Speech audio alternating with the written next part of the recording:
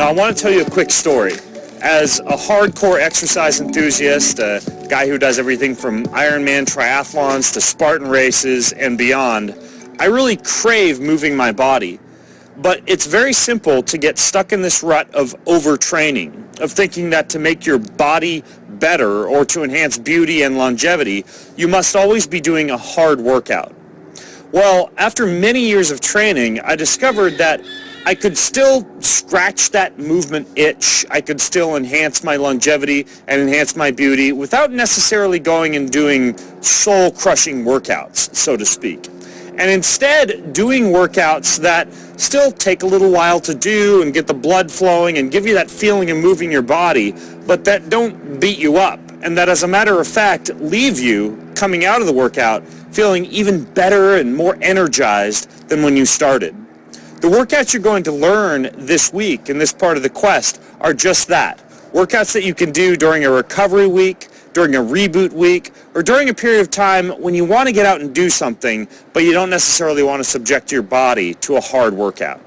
Now, what I'm about to teach you is a full body, full range of motion routine in which you're going to be doing a series of what I call static stretches, a series of dynamic stretches, foam rolling, and a little bit of extra mobility for your feet, because let's face it, they're a very important part of your body that technically you're using to support yourself for much of the day.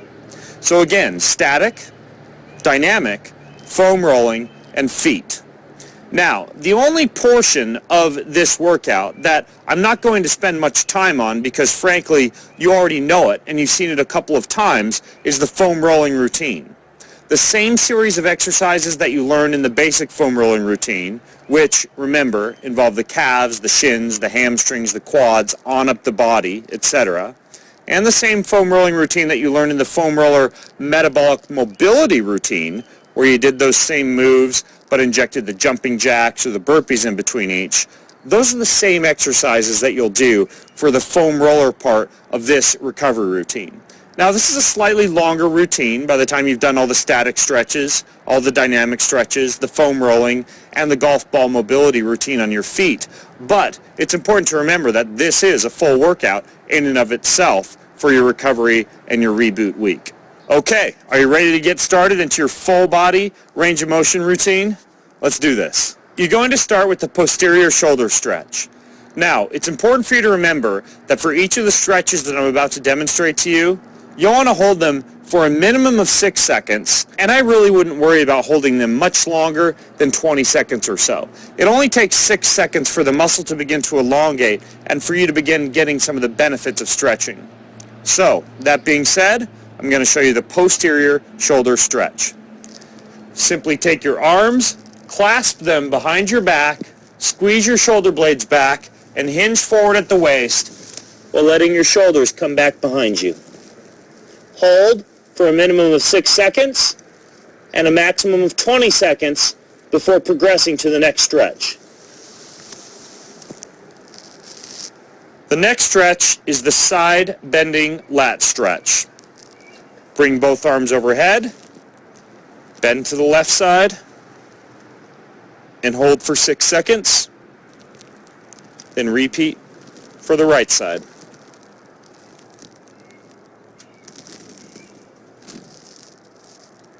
Next, you'll do the anterior shoulder stretch.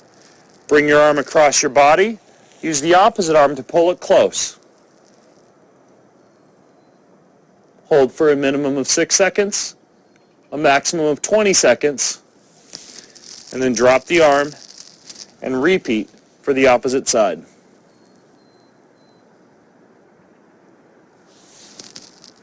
The next stretch is the scorpion. You may have already seen this stretch during the yoga routine that was a part of this quest. Drop into the down dog position. Take your right leg, push it towards the sky, and then rotate and look underneath your left armpit for that right heel. Then come back to the down dog position and repeat for the opposite side.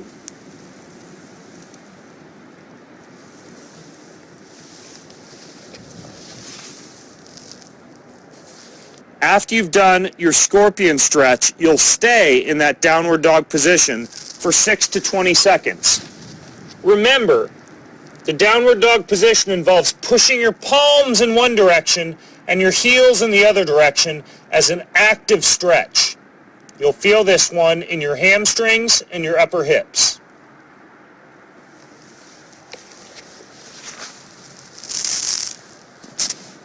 Your next stretch is the Spider-Man stretch. Lunge forward with your right leg. Take your right elbow, drop it to the inside of that right leg, and hold. You'll feel this one in your upper butt muscles when done correctly.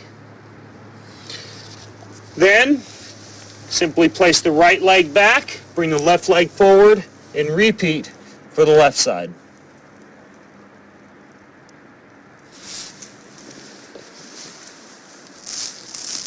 The next three moves, Warrior 1, 2, and 3, you've already learned in your yoga protocol, the yoga deep breathing routine that you performed as part of this quest. As a reminder, Warrior 1 is the lunging position with the arms held overhead. For Warrior 2, we turn our back foot to 45 degrees, surf forward over that right foot, push the right hand forward and the left hand back. For Warrior 3, we drop our left hand and bring that right arm overhead. As with all the other stretches in this program, hold Warrior 1, 2, and 3 for 6 to 20 seconds. Your next stretch is the frog. This is a great stretch for the hips, and you'll simply bring your legs as far apart as possible and then push your hips back behind you. Hold your frog stretch for 6 to 20 seconds. Slowly come out of this one so that you don't hurt your low back.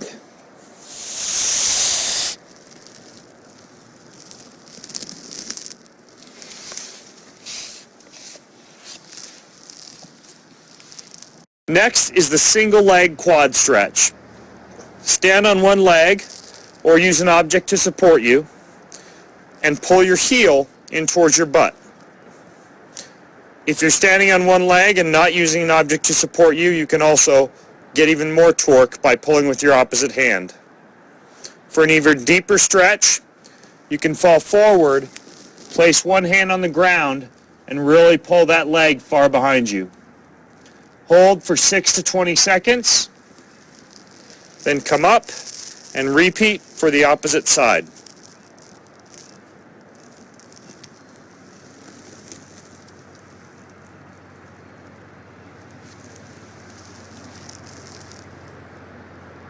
Next, you'll do the standing figure 4 stretch, a great stretch for the outside of the hip.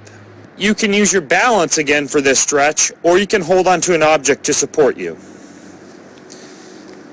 Simply place your leg as though you're sitting cross-legged in a chair, and then bend the opposite leg and push down against that hip with the opposite hand. If you'd like to challenge your balance, you can take an arm off of your foundation and hold up around your upper ankle. 6 to 20 seconds for the right side, then switch to the left side, and hold again for 6 to 20 seconds. Your next stretch is for the hamstrings. You can do a lying or a standing hamstring stretch. If I'm, for example, at an airport or elsewhere where I don't want to lie down on the ground, I'll opt for the standing version. Otherwise, I'll often go to a lying version, which allows me to get a little bit more of a stretch in my hamstring. For a standing hamstring stretch, the way that I'd recommend that you do it is to bring one foot in front of the other foot and then drop into a standing stretch. Hold for 6 to 20 seconds and then come up, switch legs, and drop down for 6 to 20 seconds on the opposite side.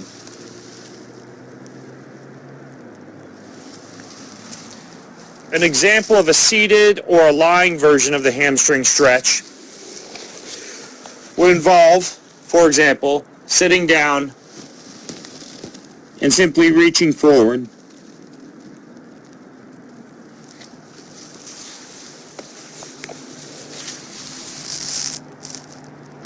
Your next stretch is fantastic for the hips. It's called a lying leg cross-body stretch. For this stretch, you'll lie down on your back,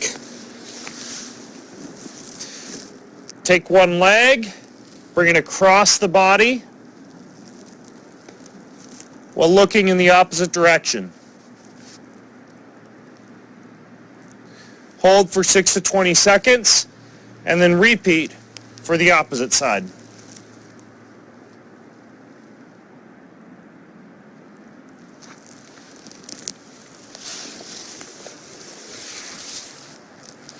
Next is a calf stretch. For this stretch, get back into a position very similar to the down dog position, except bring one knee forward and focus on the calf.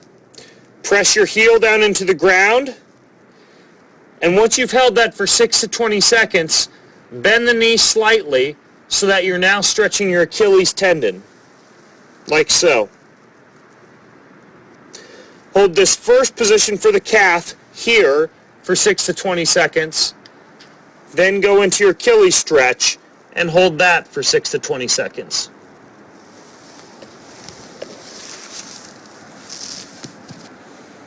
Your next stretch is the bridge. There's two variations of this stretch. For the first, you can simply get on your back and stretch your low back by bridging and pushing your hips towards the sky. For the second stretch, bring your hands behind you, bridge towards the sky, and then press up. Hold for 6 to 20 seconds.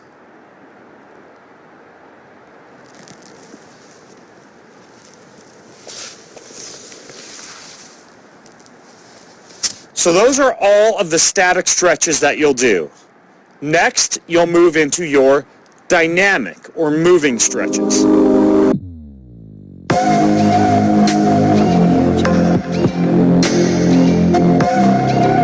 Your first dynamic stretch is arm swings. Perform 5 to 20 swings front to back, then 5 to 20 reverse, and 5 to 20 forward, like so. This is the front to back, and then backwards.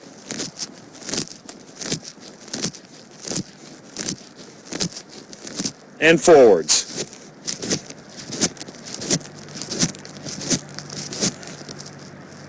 Next are arm circles. These are smaller circles that you'll perform with your arms straight out to either side. Squeeze your shoulder blades back, point the thumbs backwards, and perform smaller circles in reverse. Once you've done 5 to 20 repetitions, switch so that your thumbs are facing forward, shoulder blades still squeezed back, and do 5 to 20 repetitions forward. Next, you'll have side to side and also front to back leg swings. You'll want a pole, a wall, or any other apparatus that you can support your body with as you do this. Even a foam roller will work just fine. So I'll hold on to this roller for support, and I'll do 5 to 20 leg swings to the front, and then I'll repeat for the opposite leg. 5 to 20 leg swings to the front, and for the side, 5 to 20 side-to-side leg swings. Before switching to the opposite side.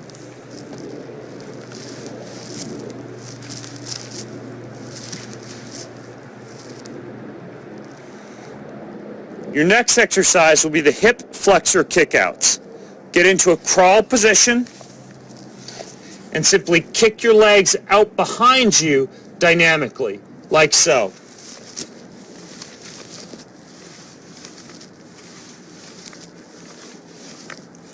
Do 5 to 20 repetitions for one side, and then 5 to 20 for the other side. Your last stretch is your 4-step hip stretch. Pull the knee to the chest, step forward into a Spider-Man stretch, reach for the sky, let the leg that's on the ground drop to the side so you feel the stretch in the outside of the hip, and then step back. Then you'll repeat for the opposite side. Knee to chest, step forward, rotate, let the leg fall out, and then come back. Do 5 to 20 repetitions for each side for your 4-way hip stretch. Now, once you've done your static stretching and your dynamic stretching, as a part of this routine, you'll also include your full body foam rolling. Now, it's important to remember that you can use this longer mobility workout as a substitute for some of the other mobility workouts in your program, such as your foam rolling routine or your yoga deep breathing routine or your core foundation routine, if you do want a longer routine that you can follow. Now, as part of this full body mobility routine, I'm also a fan of, as I mentioned earlier, doing a little bit of extra work for the feet.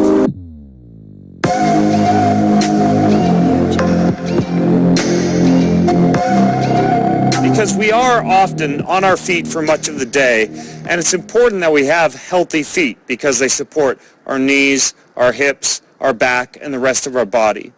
So as part of this routine, I like to find some kind of an object like a golf ball or a foam rolling apparatus, lacrosse ball, tennis ball.